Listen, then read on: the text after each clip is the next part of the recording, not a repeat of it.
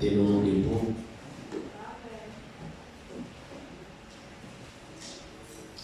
Ésaïe 43.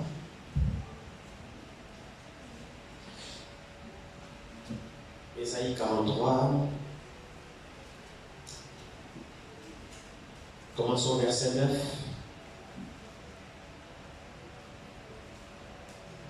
Verset 9, Ésaïe 43, nous lisons la parole du Seigneur. Amen. Que toutes les nations se rassemblent et que les peuples se réunissent. Amen. Qui d'entre eux a annoncé ces choses? Lesquels nous ont fait entendre les premières prédictions? Qu'ils produisent leurs témoins et établissent leurs droits. Qu'on écoute et qu'on dise c'est vrai. Vous êtes mes témoins, dit l'Éternel. Vous et mon serviteur que j'ai choisi, afin que vous le sachiez, que vous croyiez et compreniez que c'est moi. Avant moi, il n'y a point été formé de Dieu, et après moi, il n'y en aura point. C'est moi, moi qui suis l'Éternel, et à part moi, il n'y a point de sauveur. C'est moi qui ai annoncé, sauvé, prédit. Ce n'est point parmi vous un Dieu étranger. Vous êtes mes témoins, dit l'Éternel. C'est moi qui suis Dieu. Amen. Je le suis dès le commencement. Amen. Et nul ne délivre de ma main. Amen. J'agirai. Qui s'y opposera? Notre Dieu, notre Père, nous t'élèvons encore, nous te glorifions ce matin. Amen. Comme le dit ce passage, toi seul tu es Dieu. Amen. Avant toi, il s'était formé point de Dieu. Comment cela pourrait-il être possible? Seigneur, ce n'est pas possible. Tu es Dieu, toi seul, et tu le resteras. Amen. Nous sommes heureux que tu nous aies connus. Nous sommes heureux que tu nous aies choisis. Amen. Nous sommes heureux que tu as ouvert nos yeux, que nous puissions savoir à qui nous avons affaire. Amen. Que ton nom soit glorifié à jamais, Père. Nous ne sommes rien, mais nous sommes précieux à tes yeux. Amen. Bénis ta parole qui vient d'être lue. Bénis mon frère ce matin. Bénis ma soeur ce matin. Bénis cette assemblée qui s'est déplacée, qui s'est rassemblée dans cet endroit. Bénis ces cris de joie. Reçois cette cantique, ces adorations qui sont parvenues jusqu'à toi. Seigneur, c'est ton peuple racheté qui achète à ton honneur. Maintenant, nous voulons que tu nous adresses une portion de la parole. Seigneur, 1000 mots de l'homme ne peuvent rien faire, mais seulement venant de toi est suffisant pour changer la scène. Maintenant, Seigneur, nous avons lu une portion de la parole. Viens nous accorder le contexte qui est le nôtre. Accorde à nous, Père bien-aimé, les cœurs bien disposés, les esprits bien disposés, Seigneur, que tu as dans nos cœurs, dans nos pensées. Reçois l'honneur qui t'est dû, Père. Nous nous soumettons sous ton contrôle et te le demandons, Père, dans le Saint-Nom de Jésus-Christ. Amen. Amen. Vous pouvez vous asseoir.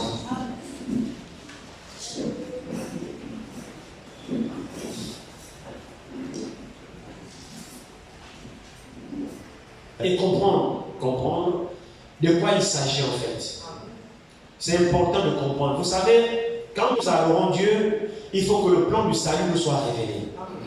Il faut, en d'autres termes, il faut que nous sachions ce que nous faisons et pourquoi nous le faisons. Il s'agit de quoi? Il s'agit de Dieu. Et ce passage que nous venons de lire, il le dit clairement, il dit, avant moi, il s'était formé point de Dieu. Amen. Amen. Amen. Dieu est Dieu. Il n'y a pas de mots pour définir ce texte. C'est lui le maître inspirateur de tout ce que nous voyons. Il est le créateur. Et quand nous observons la créature, nous pouvons avoir un aperçu de qui est le créateur. Amen. Vous savez, l'écriture dit, je vois quelque part dans Hébreu, c'est la parole qui vient dans le livre des Hébreux. Il dit, c'est lui qui a bâti la maison, a plus d'honneur que la maison elle-même. Amen. C'est vrai, non? Amen. Souvent, nous voyons, vous partez à la Sablière, hein, c'est le quartier le plus huppé de Libreville, du Gabon même tout entier, c'est là-bas où il y a les plus belles bâtisses et tout ça. C'est le quartier des riches. Si vous voulez voir des plans compliqués, allez, c'est là-bas. Alors, lorsque vous regardez des plans, vous voyez, ah, ça c'est la maison de quelqu'un. Oui. Rien que la maison seule vous impressionne. Vous admirez la maison. Maintenant, voici quelqu'un qui sort, on vous dit, la maison là, c'est pour celui-ci, le monsieur que vous voyez. Combien de fois vous n'aurez pas plus de respect pour ce monsieur? Amen. C'est vrai, non? Vous voyez la maison que vous voyez là, en voici le propriétaire. Vous respectez ce monsieur. Donc ce que la Bible dit est vrai, que c'est lui qui a bâti la maison a plus d'honneur que la maison elle-même. Alors c'est lui qui a bâti toutes choses, c'est Dieu. Amen. Et quand nous regardons la beauté de la nature, nous regardons le ciel, je crois que c'est Job un petit peu dans ses plaintes, dans son moment d'épreuve, les moments de difficulté dans la foi. Hein, le Seigneur l'appelait et ainsi de suite. Et nous n'avons même pas été éprouvés comme Job. Et Job, pendant ses épreuves, alors qu'il n'avait pas péché, il a commencé à se lamenter pour mettre en avant sa justice. Il dit, si je vois Dieu, j'ai deux questions à poser à Dieu. Pourquoi tout ceci m'arrive alors que je n'ai rien fait? Je ne mérite pas tout ce qui m'arrive. Tu dis, ah bon? Mais très bien. Quand tu veux présenter ta justice devant mon frère, il n'y a personne qui soit juste devant Dieu. Amen. Non, notre justice c'est la pourriture devant Dieu. Fait, madame, même les anges les plus saints devant Dieu ne sont pas assez saints. Amen. C'est pourquoi les anges devant lui n'osent pas le regarder. Ils se voilent parce que Dieu est tellement saint. Même la lumière n'est pas plus claire que Dieu. Amen. Réalisez cette déclaration. Et pourtant la lumière est claire. Mais la lumière n'est même pas plus claire que Dieu. Au passage, que Dieu bénisse. Ouais. Amen. C'est merveilleux. C'est enrichissant. C'est gentil de votre part. Alors, Dieu n'est pas, la lumière n'est même pas assez claire que Dieu. Non. Alors, combien de fois tu es saint, combien de fois tu es clair, la Bible dit, il habite une lumière inaccessible. Amen. C'est là où il habite. Une lumière inaccessible. Alors, pendant que Job se plaignait, Dieu va lui dire, bon, d'accord, très bien. Maintenant, on va faire quelque chose. Je vais te poser des questions et toi, tu vas répondre. Et la question que Dieu m'a posée à Job, il dit, bon, regarde le ciel. Sur quoi est-il suspendu pour qu'il ne tombe pas? Si tu sais, donne-moi la réponse. Qui peut répondre à ça? Amen. Nous tous nous comptons pour le ciel. Amen. Nous regardons, on va voir le ciel. Mais frère, le ciel, je vous apprends, n'est que des créatures. Amen. Est-ce que vous le réalisez? Le ciel que nous voyons là a été créé. Ce n'est pas le ciel qui a commencé, non, monsieur, madame. Le ciel a été amené à l'existence par le Créateur. Alors regardez le ciel. Même quand vous êtes dans l'avion, vous regardez, vous êtes suspendu, vous dites, oh, que Dieu soit glorifié. Souvent quand je vois dans l'avion, j'aime toujours être là où il y a le hublot. Donc là où il y a la fenêtre. Là, je vois bien. Et là, suspendu là-bas, je regarde, vous êtes suspendu dans nulle part, dans l'espace. Mais tu es où, mon frère, ma soeur? Tu es dans l'espace. Mais qui tient l'espace? Qui a créé l'espace? Amen. Il y a un créateur qui a amené tout ce que tes yeux contemplent à l'existence, mon frère, ma soeur. Il n'y a pas de hasard, ça n'existe pas. Amen. Alors, si nous contemplons la grandeur, la beauté de la création, combien est plus grand le créateur? Amen. Combien il mérite d'être vénéré? Combien il mérite d'être loué? Combien il mérite d'être craint, d'être respecté? Avez-vous jamais imaginé?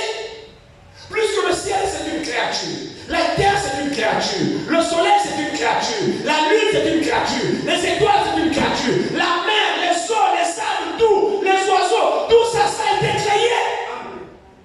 Alléluia. Amen. Par la volonté de celui qui demeure éternellement. Amen. Il n'a reçu le conseil de personne. Il n'a jamais été instruit par personne. Personne ne lui a jamais dit fais ça comme ça. Un tout suffisant. Amen. Et il a dit tout ce qu'il a fait parfait. Amen. Toi et moi, quand nous venons, nous trouvons ce qu'il a créé. Oui, c'est vrai. Tu ne sais même pas comment il a fait pour créer ça. Amen. Combien grand est le Créateur? Tout genou doit fléchir. Toute langue doit confesser. Amen.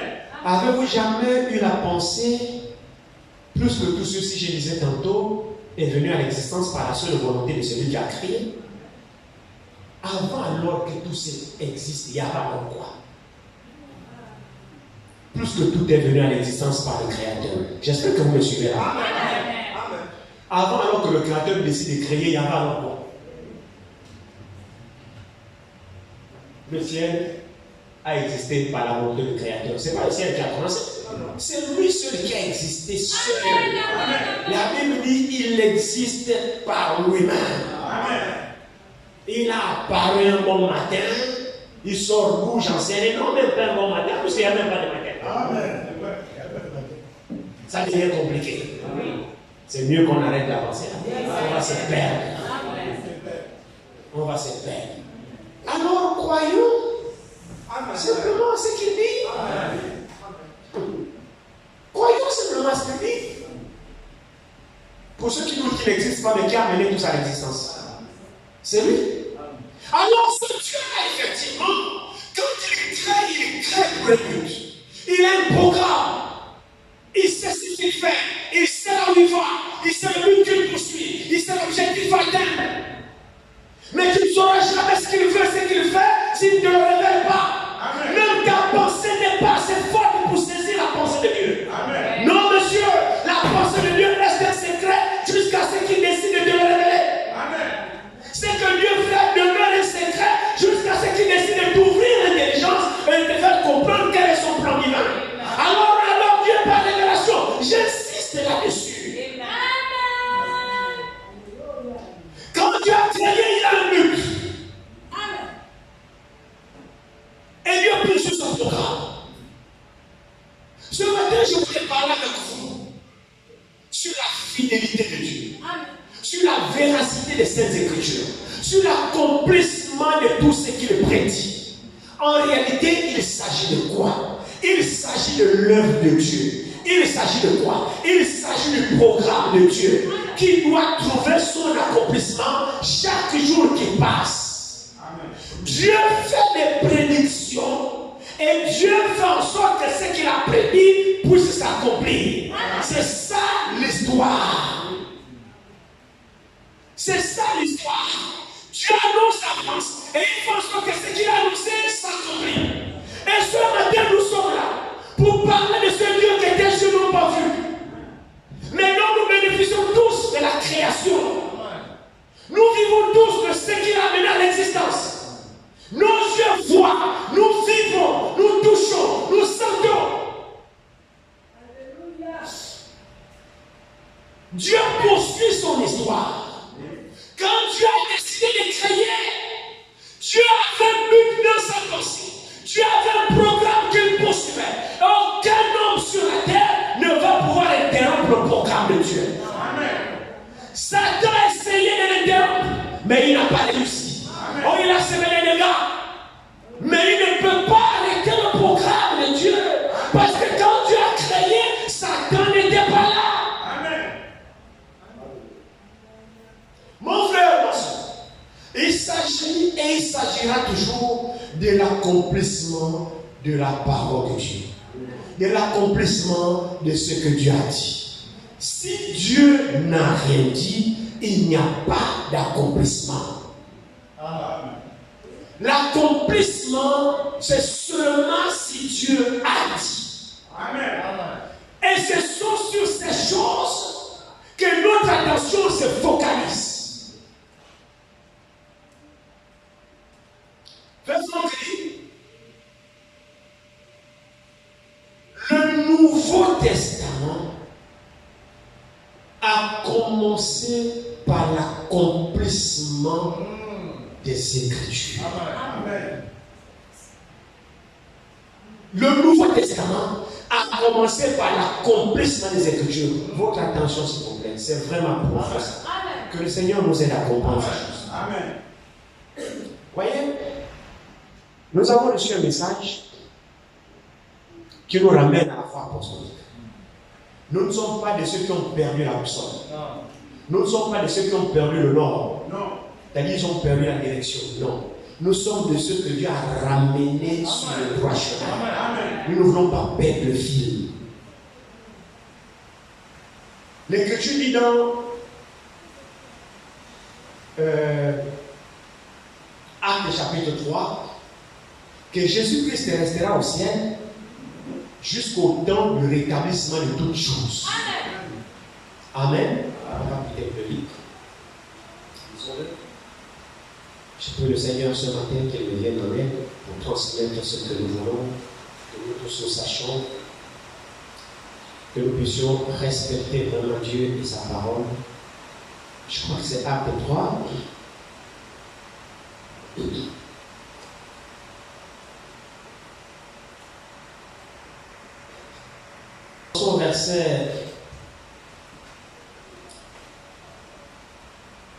Commençons au verset 17. Bon, commençons au verset 15 de Actes chapitre 3. Vous avez fait mourir le prince de la vie, que Dieu a ressuscité des morts. Nous en sommes témoins. C'est par la foi en son nom que son nom a raffermi celui que vous voyez et connaissez.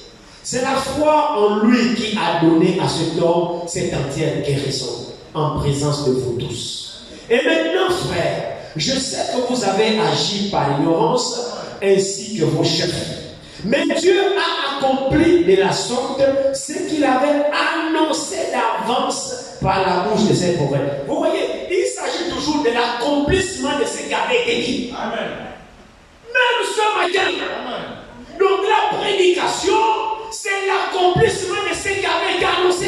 Amen. Ce qui arrive parmi nous, c'est l'accomplissement de ce que Dieu avait dit. Amen. Poursuivons encore un petit peu. Il dit cité, il dit, mais Dieu a accompli de la sorte ce qu'il avait annoncé d'avance par la bouche de tous ses prophètes, que son Christ devrait souffrir. Répandez-vous donc et convertissez-vous pour que vos péchés soient effacés, afin que les temps de rafraîchissement viennent de la part du Seigneur, et qu'il envoie celui qui vous a été destiné, Jésus-Christ. Amen.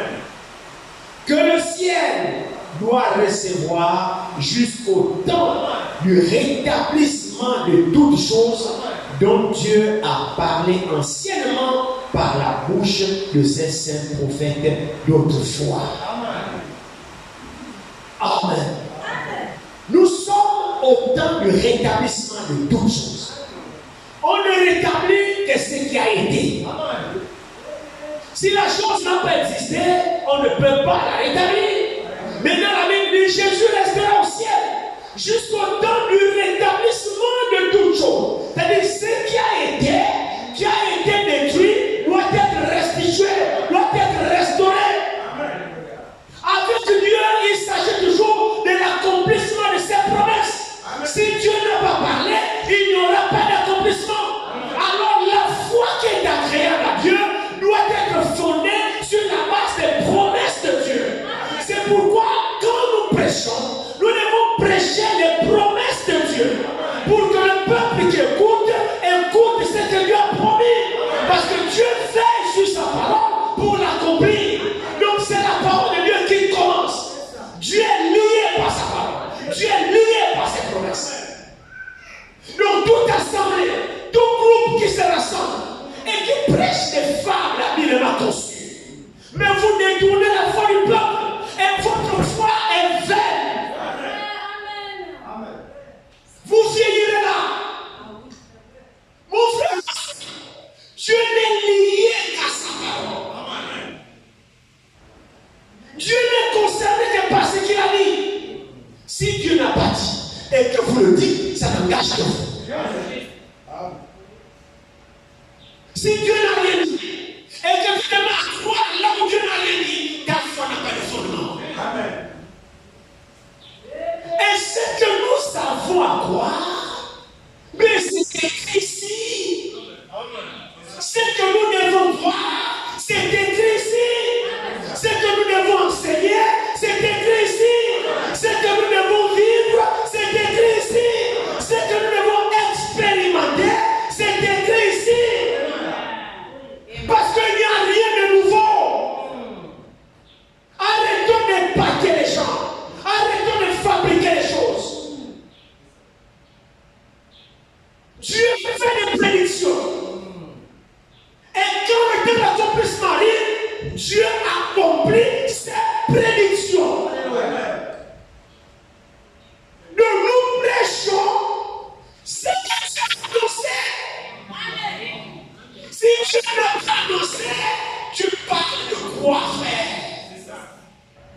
Vous dites amen à quoi? Il s'agit toujours de l'accomplissement des promesses de Dieu. Amen. C'est là où se trouve tout le programme. Avez-vous remarqué l'écriture que nous avons lue vendredi dans Josué au chapitre 21 et Josué au chapitre 23? On va peut-être le relire avec vous. On va le relire avec vous.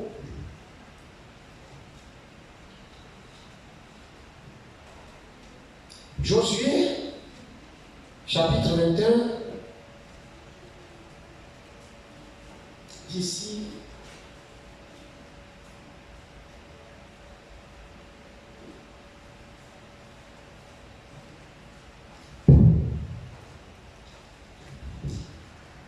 D'abord, il est écrit ceci, Josué, chapitre 21, verset 45.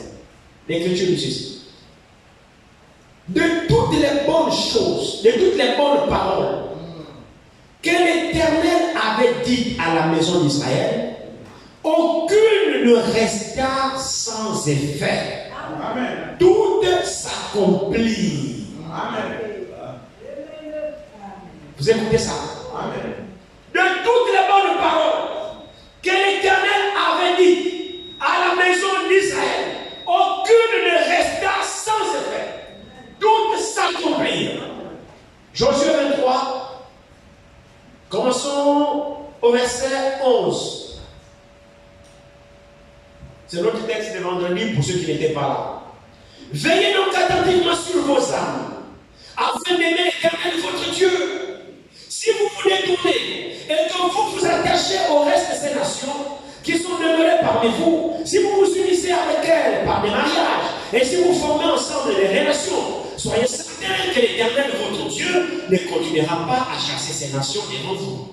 Mais elles seront pour vous un filet, un piège, un fouet dans vos côtés et des épines dans vos yeux, jusqu'à ce que vous ayez péri les dessus sur mon pays que l'Éternel votre Dieu vous a donné.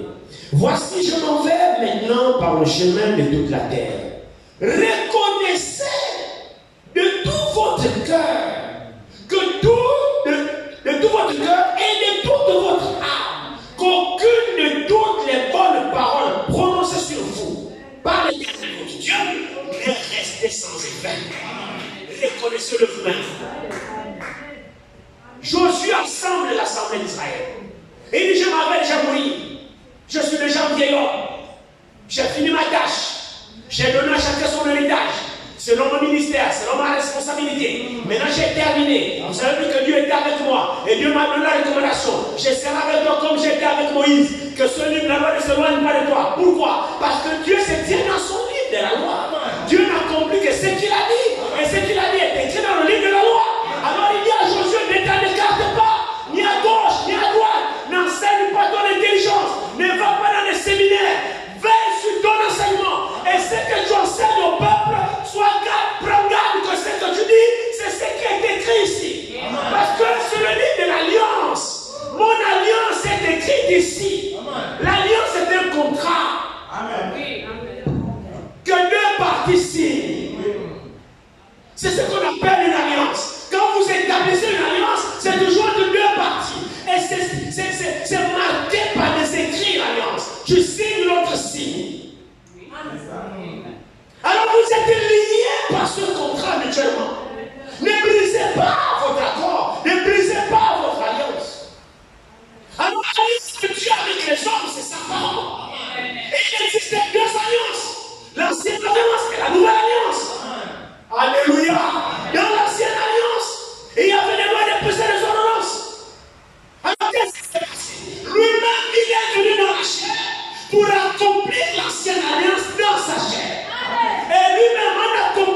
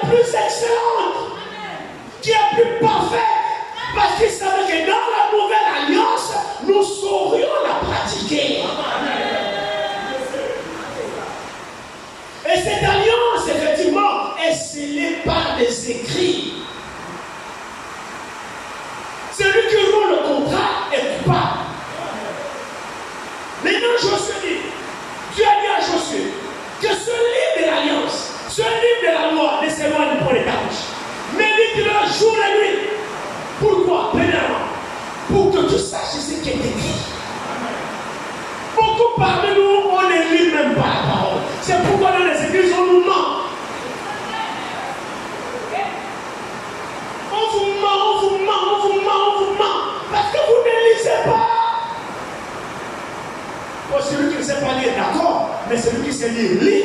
Savez-vous qu'il y a une bénédiction seulement pour ceux qui lisent? Rien qu'en lisant la Bible, tu es béni. Mais beaucoup parmi nous ne lisent même pas la Bible. Mais comment saurez-vous ce que Dieu dit si vous ne lisez pas la parole de Dieu? Comment serez votre esprit? Nous sommes devenus paresseux. On essaie de toucher la Bible seulement quand on est à l'église. Quand on arrive à la maison, on la range. Personne ne prend sa Bible pour lire. Elle est poussiéreuse. Comment saurez-vous ce que Dieu dit?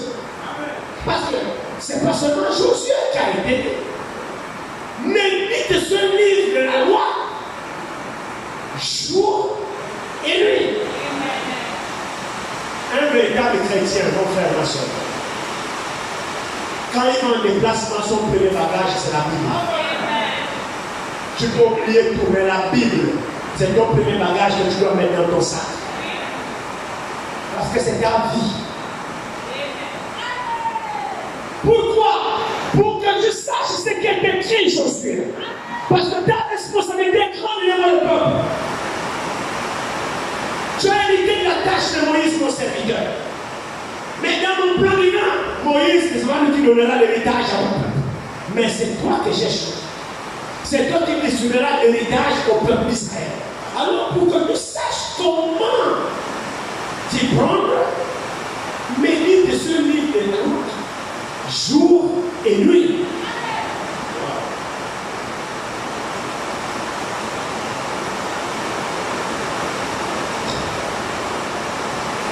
Médite ce livre de la loi, jour et nuit, afin que tu prennes connaissance de ce qui est écrit dedans.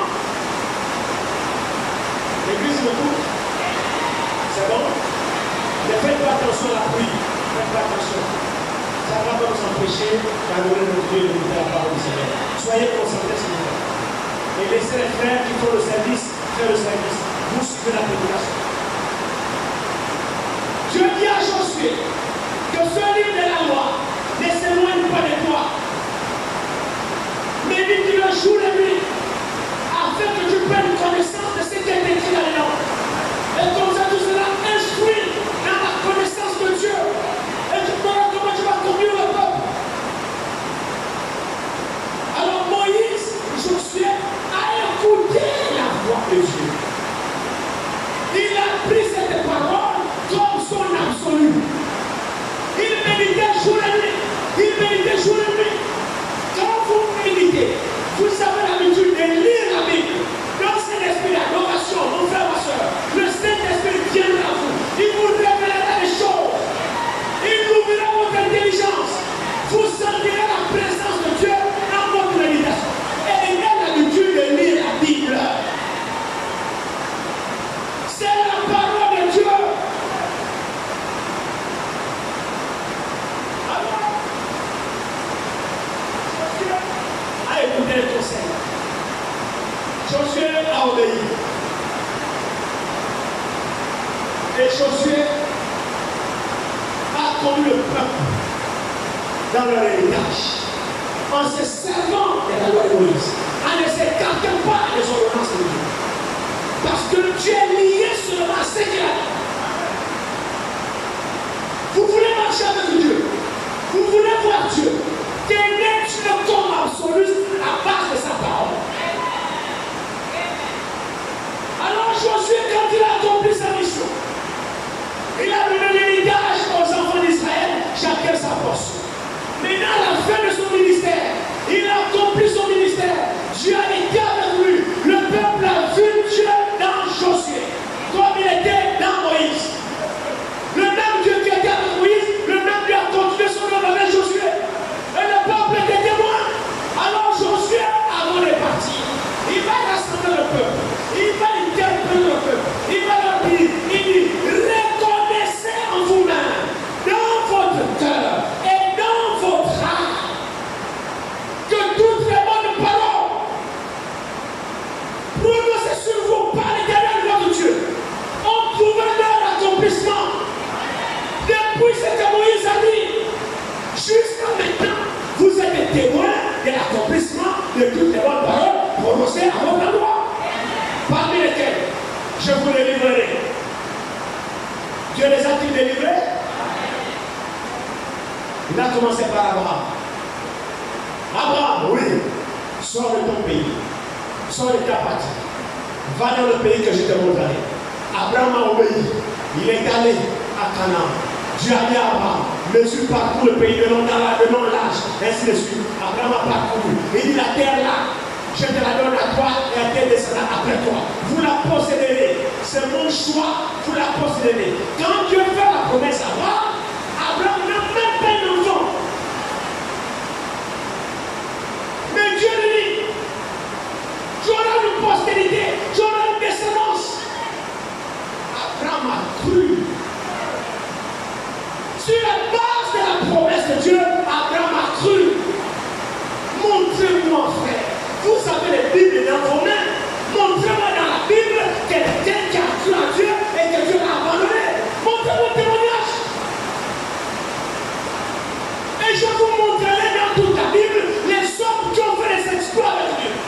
Les hommes qui ont grandi avec Dieu, qui ont tenu Dieu sur la base de sa parole. Et qui a manifesté sa puissance au travers de ces hommes-là. La première chose, c'est la foi dans ce que Dieu a dit. Qu'est-ce que la foi? La confiance sur ce que Dieu a promis. Ne va ni à gauche, ne va ni à droite. Quand Dieu a dit, tu dis Amen. Reste là. Tu feras la gloire de Dieu. Tu es lié à sa parole. Si c'est Dieu qui a parlé, alors toi.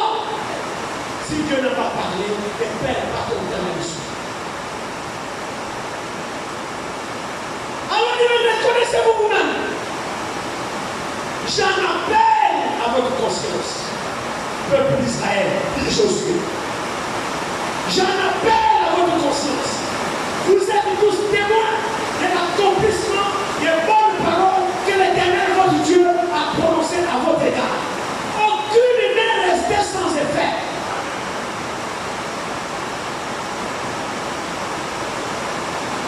Romain, c'est Romain qui dit quelque chose comme ça, je pense. Romain 9, je pense. Disons-le, Romain 9 dit quelque chose dans ce sens, je pense.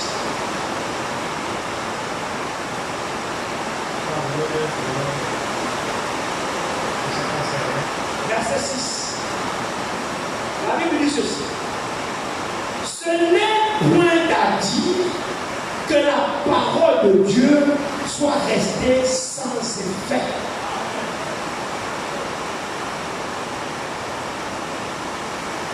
Amen. Ce n'est point à dire que la parole de Dieu soit restée sans effet. Non. La parole de Dieu a toujours eu l'effet. Parce que le Pierre que nous avons lu aussi, on dit, ce n'est pas par la volonté de l'homme qu'une prophétie de l'Écriture a jamais été apportée. Donc, ce qui est écrit ici, ce n'est pas la pensée de l'homme. Ce n'est pas la pensée d'un prophète. Ce n'est pas la volonté d'un prédicateur. Ici, c'est la parole de Dieu qui est exprimée ici. Alors, tout ce qui est écrit ici trouvera son accomplissement. Tu peux me faire confiance là-dessus. Donc, frères et sœurs, quand nous moutons avec un seul verset de Bible, ou nous réchauffons avec un seul commandement de la parole, en fait, nous ne savons pas ce que nous faisons.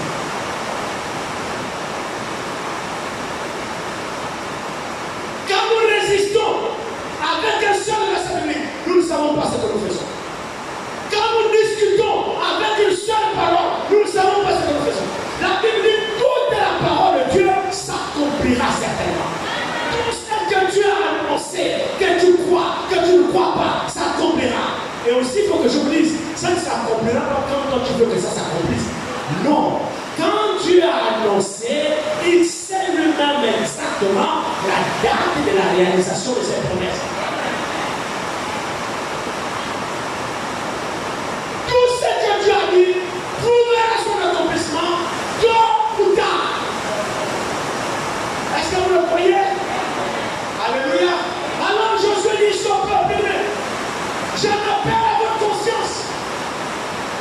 Sachez ceci. Reconnaissez dans votre cœur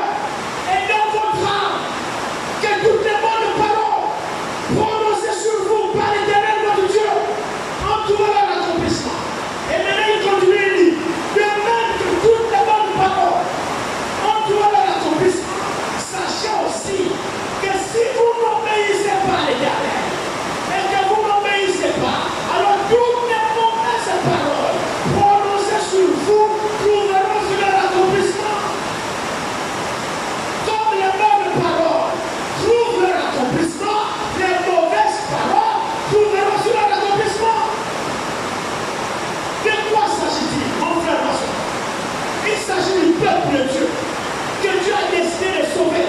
Il s'agit du peuple de Dieu qu'il a connu dans sa pensée. Et ce peuple est sur la terre. Dieu a déterminé de sauver son peuple. Il a dit, je suis l'Éternel et hors moi il n'y a pas de sauveur.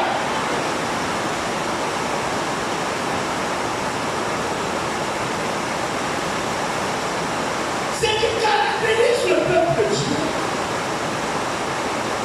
c'est la foi, la soumission et l'obéissance.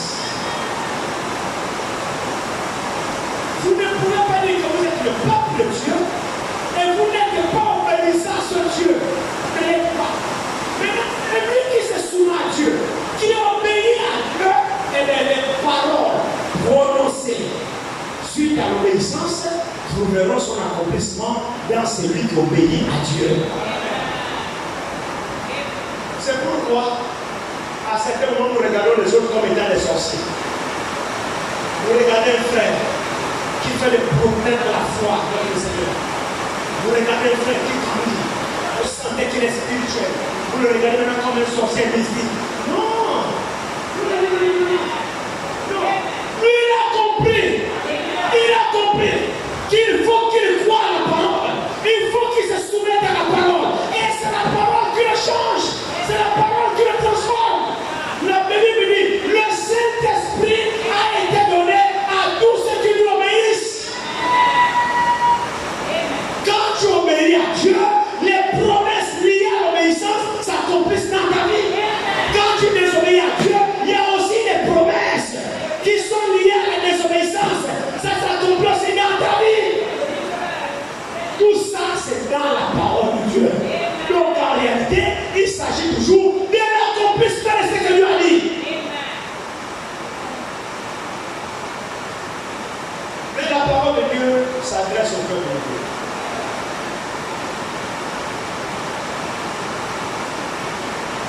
Nous sommes le peuple de Dieu.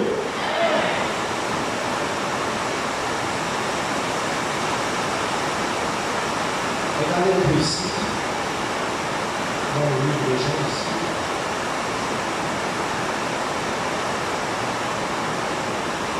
Il est ici. Prenez avec moi Jean chapitre 21. Jean chapitre 21. Regardez quelque chose ici. Jean chapitre 21, à partir du verset.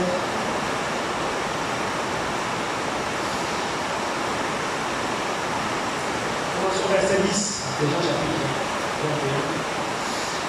21. Jésus leur dit, apportez le poisson que vous venez de prendre. Simon-Pierre monta dans la barque et tira à terre le filet plein de 153 grands poissons. Et quoi qu'il y en ait tant, le filet ne sera plus grand. Jésus leur dit, venez manger. Aucun des disciples n'osait lui demander, qui es-tu, sachant que c'était le Seigneur. Jésus s'approcha, prit le pain et leur en donnant. Il fit de même du poisson. C'était déjà la troisième fois que Jésus se montrait à ses disciples depuis qu'il était ressuscité des morts. Amen. Nous connaissons tous ce récit. Après la résurrection, le Seigneur apparaissait de temps en temps à ses disciples. Et là, ils s'étaient allés pêcher. En allant pêcher, ils ont attrapé le poisson. Et Jésus est apparu sur la rive et il a commencé à presser le poisson.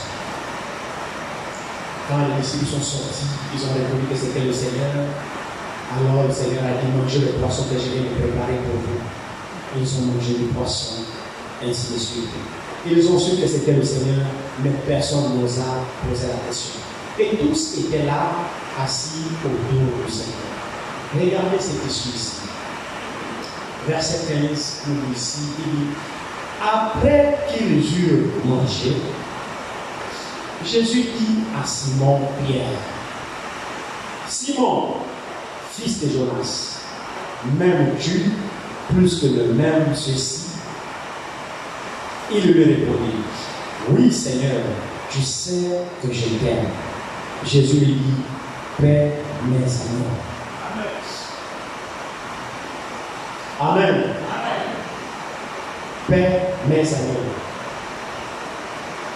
Verset 16. Il lui dit une seconde fois, Simon, fils de Jonas, m'aimes-tu? Je tiens à vous faire remarquer ici que il a posé cette question 3 fois. Les 2 premières fois, le même tu là, dans le texte original grec, le même tu, Jésus lui parlait de l'amour agapao, de l'amour de Dieu. C'est important pour nous sachions. Les 2 premières fois, parce qu'il a posé la question 3 fois. Il dit, Simon, fils de Jonas, m'aimes-tu? Ce premier m'aimes-tu là, c'était l'amour agapao. Alors Pierre répond, il dit, m'aimes-tu plus que... Remarquez, c'est absolument important ça, c'est absolument important. M'aimes-tu plus que ceux-ci ne m'aiment? Le Seigneur pointe du doigt là. Il pointe du doigt qui? Les autres disciples qui étaient là avec Pierre. S'il vous plaît, votre attention. La foule n'y était pas. Ici, c'est seulement les disciples. Est-ce que vous comprenez? C'est seulement les disciples qu'il a rencontrés. Il a pris le poisson, il a donné aux disciples. C'est seulement les disciples. La foule n'y était pas là. Maintenant, il pose la question à Pierre. Même-tu l'amour agapao, donc l'amour divin dans ton cœur? Donc, m'aimes-tu plus que ceux-ci, plus que tes frères qui sont là avec toi? Est-ce que tu m'aimes plus que tout ce monde-là? Alors, Pierre dit, il lui répondit, oui, Seigneur, tu sais que je t'aime. Point. Jésus lui dit, paie mes agneaux. Verset 16.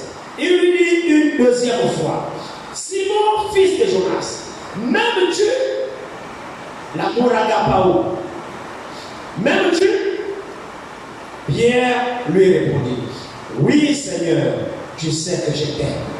Jésus lui dit, paie mes brebis. Là maintenant, c'est les brebis.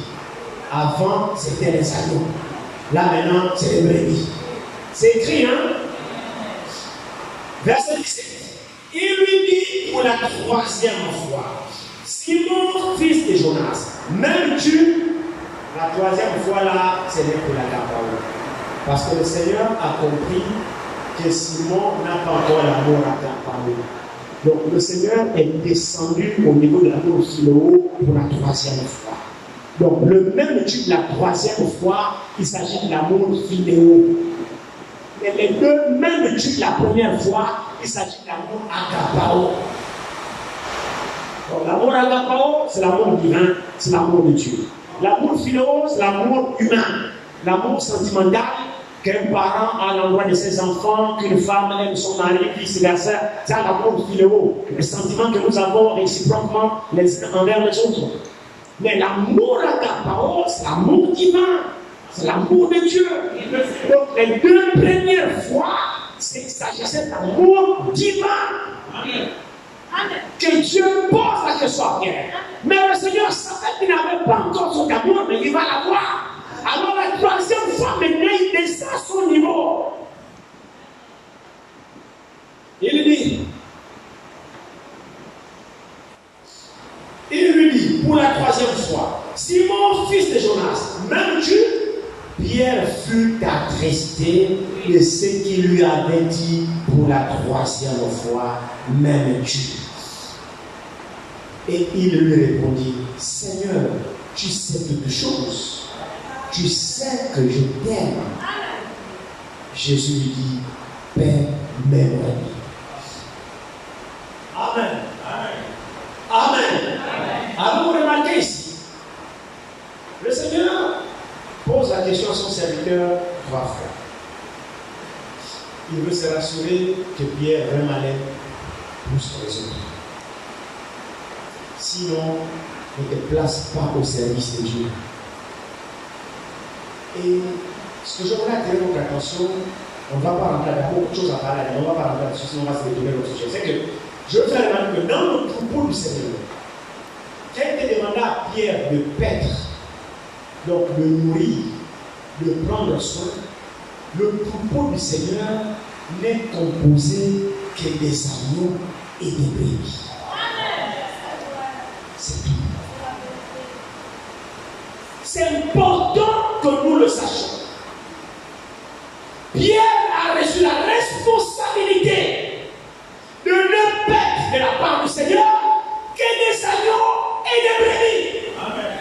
L'agneau, c'est le petit d'une brebis. La brebis, c'est quand il a grandi qu'il devient brebis. Mais il commence agneau, il devient brebis. Donc, dans le troupeau du Seigneur, il y a des agneaux, il y a des brebis. C'est cela que le Seigneur a donné la responsabilité à Pierre de pouvoir paître, de pouvoir nourrir, de pouvoir enseigner, de pouvoir conduire. Mes enfants, le Seigneur veut se rassurer si Pierre l'aime. Amen. Amen. Vous ne pouvez pas être au service du Seigneur si vous ne l'aimez pas d'abord. Vous ne servirez pas l'intérêt. Il y a une escroc là. C'est parce que mon téléphone ne voit plus. J'aurais pu vous retrouver cette vidéo là. Un escroc voleur. Des soi-disant prophètes. On m'a envoyé la vidéo là. Le type qu'on a attrapé là, qui envoie les grossesses aux femmes de 3 mois. Un jour il est là. Venez donner au prophète, venez donner au prophète. Il prend la corbeille comme ça. Venez donner au prophète. Venez toucher la main du prophète. Je veux tout de suite apporter ma 3 millions tout de suite. Venez donner la main du prophète. Et quand tu viens, ouvre le billet pour qu'on voit. Amen, amen, donne au prophète l'argent, donne au prophète l'argent. Donc, les gens qui sont dans la salle, on lui tend les billets de 10 000, il prend, ah d'accord, c'est 10 000, il met ici. Venez donner au prophète. Oh, quelle onction! Je vais vous transmettre l'onction. Oh là là là là. Tout ce qu'avait les prophètes sont avec, tous avec les prophètes. Je vais te transmettre l'onction. Et regardez les gens qui viennent. Donnez l'argent. La corbeille rentre. L'autre amène à ça. Tu as donné combien? Il déroule. Attends, j'ouvre l'enveloppe devant tout le monde. Il ouvre l'enveloppe. Frères, vous trouvez ça où dans la parole? Vous trouvez ça où? Et les gens sont pleins. Oui. C'est quoi? C'est Simon le magicien. Il veut vous épater avec les faux miracles mensongers. Amen. Il vous dépouille, il vole votre argent. Non, il n'aime pas le Seigneur. Amen. Pour être au service du Seigneur, vous devez l'aimer, frère. Et votre amour pour lui doit être éprouvé. Le Seigneur vous laisse rassurer si Pierre l'aime. Et même encore plus que ses collaborateurs. Parce que Pierre avait une charge plus que les autres. Tous étaient les ministres, c'est vrai, mais Pierre avait la responsabilité. Alléluia. C'est clair, c'est pas moi. Tous n'étaient pas les ministres. C'est à tous qui posent la question. Non. Pourquoi? Chacun de nous a sa responsabilité. Mais c'est la vérité. Chacun de nous sommes tous égaux devant Dieu. Mais chacun sa tâche. Il n'y a pas de plus grand et plus petit. Non, il n'y a pas de ça. Le plus grand parmi nous, c'est Dieu seul. Mais sauf que chacun de nous a sa tâche que Dieu lui a confiée. Si Dieu a dit à Pierre, même Dieu plus que ceux-là les mêmes, plus que Jean, plus que Pierre, plus que Thomas, plus que Barthélemy, frère, ça c'est le Seigneur, c'est pas Pierre. Ça ne vient pas de Pierre. Et il dit à Pierre, t'as des agneaux, t'as des brebis. Amen. Mais est-ce que c'est Pierre seul qui prêchait? C'est juste la charge que Dieu venait de confier à Pierre par rapport aux autres. Nous devons comprendre les Écritures. Amen. Dieu donnait la charge à Pierre devant ses frères. Oui. Amen. Est-ce que c'est vrai? Oui. Mais c'est la vérité. Amen. Mais dans le troupeau du Seigneur, c'est seulement les agneaux et les brebis. Oh, il se trouve qu'il y a des boucs. La caractéristique des agneaux, c'est qu'ils obéissent. Amen. La caractéristique des brebis, c'est qu'elles se laissent conduire. La brebis ne se conduit pas d'elle-même. Non. Aussi le Seigneur, quand il précise paix mes agneaux, paix mes brebis, le Seigneur ne se trompe pas. C'est la nature de son troupeau. Son troupeau est composé des brebis et des agneaux. Et leur caractéristique, c'est l'obéissance et la soumission. Ah oui! Ah oui! Donc si vous êtes rebelle aux instructions qu'on vous donne, vous êtes un bouc et vous ne faites pas partie du troupeau du Seigneur. Amen. Et là, le conducteur n'a pas de responsabilité sur vous. Amen. Non, frère, Dieu n'a pas donné à Pierre paix mes boucs. Le Seigneur n'en a pas. Il n'a que des agneaux et des brebis. Il n'a pas de boucs. Or, nous savons ce que c'est un bouc. Un bouc se réveille. Un bouc se réveille. Et comment cela se concrétise? La rébellion se passe où? C'est au travers de la désobéissance aux instructions. La désobéissance à la parole de Dieu. Mais c'est tout. Vous pouvez être là assis, mais vous n'êtes pas dans le troupeau du Seigneur. Aussi longtemps que vous avez cette nature de bouc, vous n'êtes pas dans le troupeau du Seigneur. Et le conducteur ne répondra pas du sang des boucs. Le conducteur ne répondra que du sang des agneaux et des brebis. Pourquoi? Parce que les agneaux et les brebis font ce qu'ils demandent. Alors ces âmes-là, ils répondront pour ces âmes. Parce que ces âmes sont suspendues à ses lèvres. Ce qui dit la brebis obéit, ce qui dit l'agneau obéit. Alors il répondra pour ces âmes-là. C'est pourquoi le Seigneur dit, pas mes agneaux, pas mes brebis. Là-dedans, il n'y a pas de bouc. C'est important que l'Église comprenne ça. C'est absolument important. Regardez notre comportement. Regardez notre relation face à la parole. Si nous régionons, nous discutons, nous râlons, nous sommes des boucs. Et assis dans l'église. Et personne ne répondra du sang des boucs. Parce que la nature du bouc, c'est la rébellion. Mais les enfants de Dieu, ce sont des agneaux et des brebis. Et c'est pour eux qu'il a donné sa vie. Amen. Le troupeau du Seigneur est constitué des agneaux et des brebis. Amen. Et les agneaux et les brebis ont une nature. Amen. Leur nature, c'est l'obéissance. Amen. C'est à eux que le Seigneur s'adresse. C'est pour eux que la parole est donnée. Et ce sont eux qui expérimenteront le Seigneur. Amen. Ce sont eux qui feront des exploits avec le Seigneur. Amen. Mais c'est la vérité, frère. Le bouc a été fait à Azazel parce qu'il est rebelle. Il n'a jamais été dans le troupeau du Seigneur. Non, le bouc a été fait à Azazel. C'est-à-dire qu'il a été envoyé dans un pays inhabité avec le rôle de péché, puisqu'il est rebelle là. On n'a pas mis ça sur un agneau, non. C'est sur un bouc. On l'a envoyé dans un lieu désertique. On s'est rassuré que là-bas, il n'y a pas d'habitants. C'est ça la nature du bouc. C'est pourquoi chacun doit pouvoir effectivement regarder l'esprit qui est en lui. Chacun doit regarder l'esprit qui le conduit. Il ne s'agit pas de venir à l'église et s'asseoir. Il s'agit que Dieu est en train de poursuivre son plan avec ses enfants. Et tous les enfants de Dieu revêtiront la nature de Dieu. Et c'est pour eux que les ministères prêchent la parole. Et c'est sur eux que l'accomplissement des promesses se fera aussi. Dieu a fait des promesses. Et au temps dans lequel il veut sur ces promesses pour les accomplir. Et au temps dans lequel nous sommes aussi également, il y a des promesses qui concernent le temps de la fin. Amen. Je voudrais faire un exercice, mais je pense que le temps est déjà avancé. Je vais faire cet exercice-là.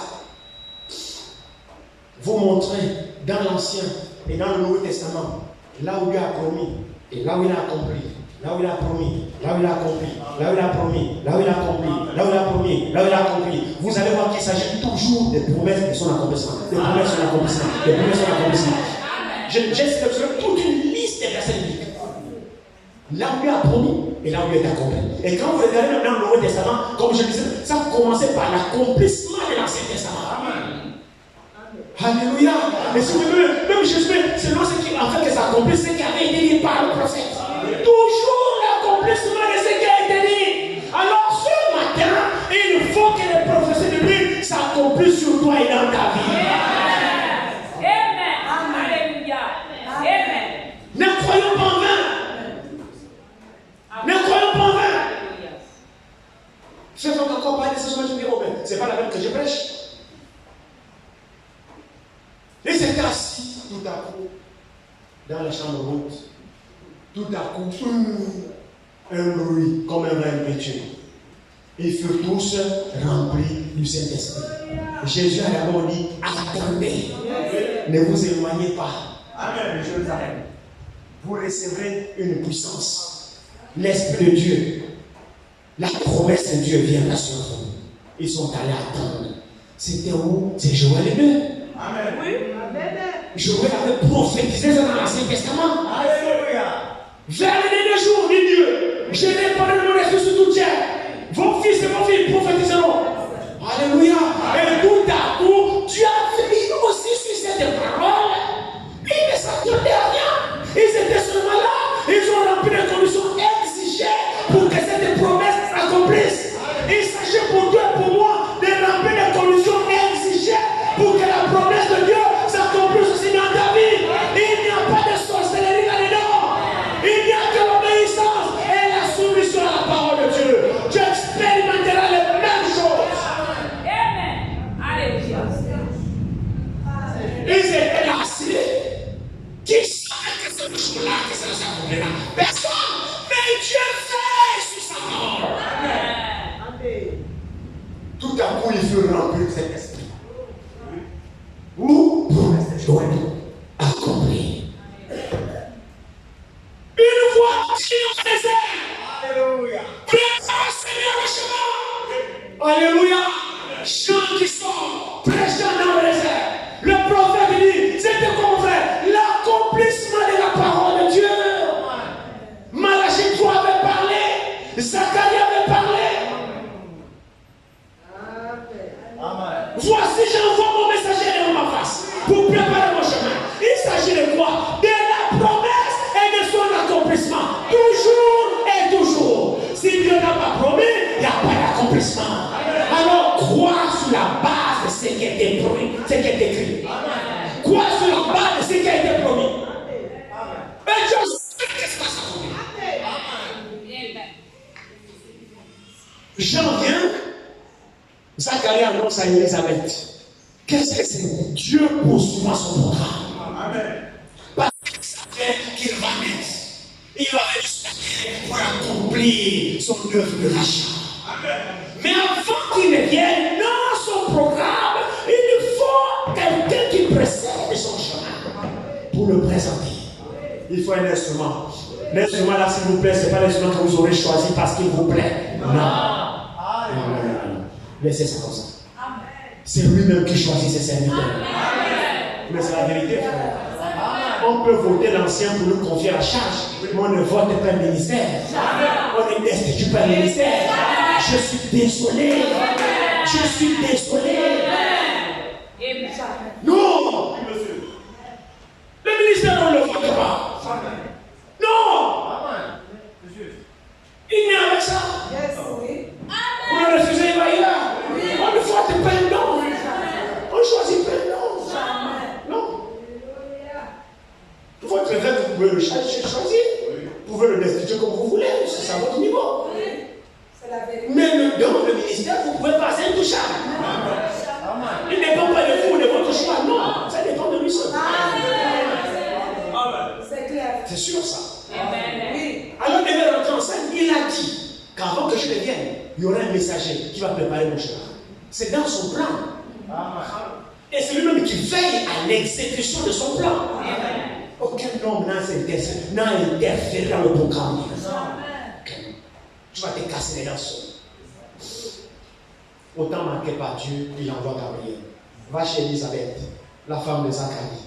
stérile, vieille, pas d'enfant. Il visite Élisabeth. Élisabeth enceinte. Élisabeth enfante un homme nommé Jean. L'ange lui dit son nom sera Jean. C'est Gabriel même qui donne le nom. C'est même pas ses parents. Quand il est né, Zacharie faisait la sacrificature, c'était son tour. Il sort là-bas hier quand l'ange l'a visité. Oh Seigneur, mais à quel signe je reconnaîtrai? L'ange lui dit, ah bon, tu as incrédule. Le signe c'est que tu seras meilleur jusqu'à l'accomplissement. Zacharie sort de la sacrificature, il devient meilleur. Il est rentré par là, il sort meilleur à cause de l'incrédulité. Serviteur de Dieu pourtant. Il sort là-bas, il est meilleur jusqu'à l'accouchement. Mais il a quand même retenu que l'ange a dit, tu donneras son nom Jean. Sans voir ne s'est ouvert que le jour de l'accouchement. Quand Jean est né, on a demandé, ah, ta femme a accouché, son nom sera quel? Ah, peut-être que son nom sera Zacharie, le nom de son père. D'autres commencent à dire, ah, c'est peut-être Zacharie son père. D'autres commencent à spéculer. Bon, demandez à son père. Son nom c'est qui? C'est là où sa bouche s'est ouverte. Non, son nom sera appelé Jean. C'est là où Zacharie a découvert la voix. Jean était qui? C'était un messager envoyé par Dieu lui-même pour préparer le chemin du Seigneur lui-même quand il est rentré en scène. Le prophète dit que lorsqu'il est né, plus que Isaïe 40 disait, une voix crie dans le désert. C'est Isaïe. Oui. Isaïe avait que 800 ans avant que Jésus ne vienne. Mais ce n'est pas lui.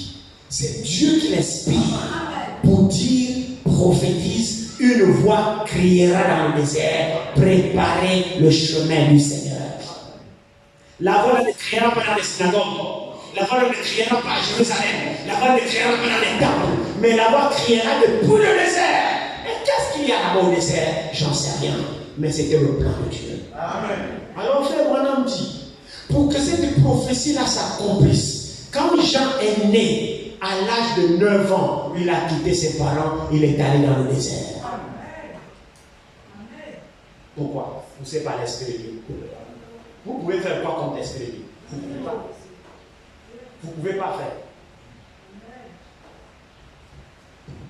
Il se nourrissait des sauterelles, du miel sauvage. Ses amis, c'était les peaux de mouton. Il n'avait pas de costume comme nous autres. Mais un puissant prophète dans la vie. Amen. Pourquoi? C'était la volonté de Dieu. Amen. Pourquoi? C'est dans les voies qu'il a reçu son instruction. C'est pas dans les écoles théologiques, c'est pas chez Gamaliel. Il a été enseigné dans le désert, par la nature, par l'Esprit de Dieu. Et quand j'en sors de là-bas, il a 30 ans. Et regarde là-bas, il commence à prêcher. Et quand il prêche, Israël n'avait pas de prophète depuis longtemps.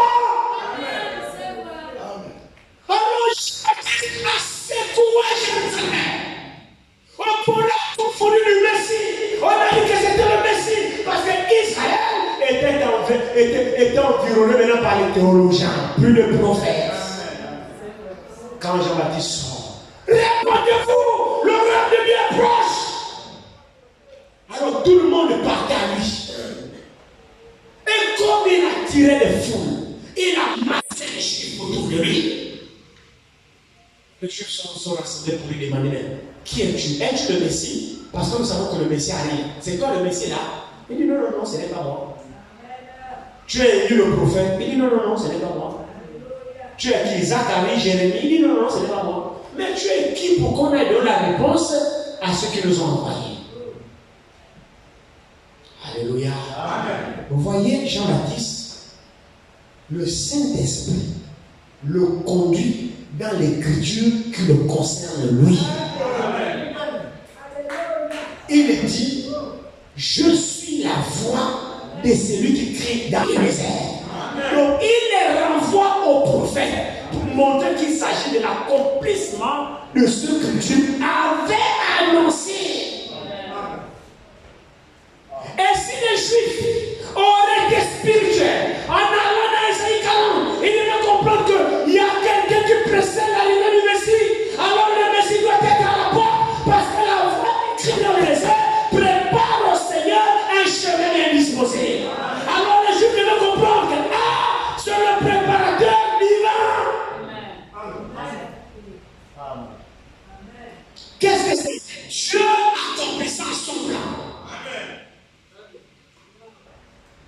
Dieu annonce et quand le temps arrive, il accomplit. Je veux vraiment que ces choses nous pénètrent dans notre cœur. Que nous ne soyons plus emportés à tout vent de doctrine. Parce qu'il y a beaucoup de séducteurs qui vous trompent. Et qu'est-ce qu'ils font? Ils vous déconnectent de la parole de Dieu. Et vous devenez léger. Vous ne savez plus sur quoi vous tenez. On vous amène des citations à gauche, citations à droite, citations à gauche, citations à droite. Et on vous perd. Comme je parlais ce matin avec mon frère, mais aujourd'hui, on compte frère Branham contre frère Branham. Frère Branham donne telle citation, le même frère Branham donne une autre citation ici. Et puis maintenant, ça devient frère Branham contre frère Branham. Après, tu l'as présenté, tu dis, oh frère, quand le prophète dit, ça règle la question, j'ai dit Amen. Non, je suis désolé. Ici, dans cette citation, il dit exactement l'inverse de ce qu'il dit ici. Alléluia. Dans ce cas-là, tu crois à quoi? Ici, là, Jésus-Christ est Dieu. Amen. C'est juste un exemple. Le prophète n'a jamais dit ça. Jésus-Christ est Dieu. Amen. Ici, il dit Jésus-Christ n'est pas Dieu. Amen. Ça ne veut plus dire la même chose. Amen. C'est bon parce que c'est le prophète. Oh non, frère, c'est le prophète, j'ai dit Amen. Non. Non. Non. Le prophète n'est pas au-dessus de la parole. Amen. Amen. Même si les branhamistes n'aiment pas entendre ça. Frères et sœurs, qui a annoncé que le prophète viendrait? Les Écritures. Amen. Maintenant, comment les Écritures disent que tu viens? Et quand tu viens, tu es maintenant contre les Écritures. Amen. Comment ça? C'est pas possible.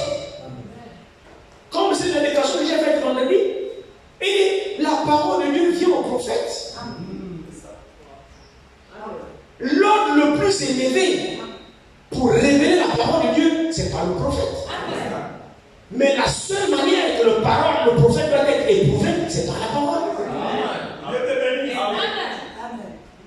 Ce sont les Écritures qui annoncent le prophète et c'est les Écritures qui confirment le prophète aussi. Ah oui? Les Écritures annoncent le prophète et les Écritures confirment le prophète. Donc le prophète n'est pas plus grand que les Écritures. Mais le prophète fait partie des Écritures. Alors un prophète qui vient de Dieu s'alignera à la parole de Dieu. Il n'ira jamais au-delà de la parole. Parce que la parole qui l'a précédé a dit qu'il viendrait.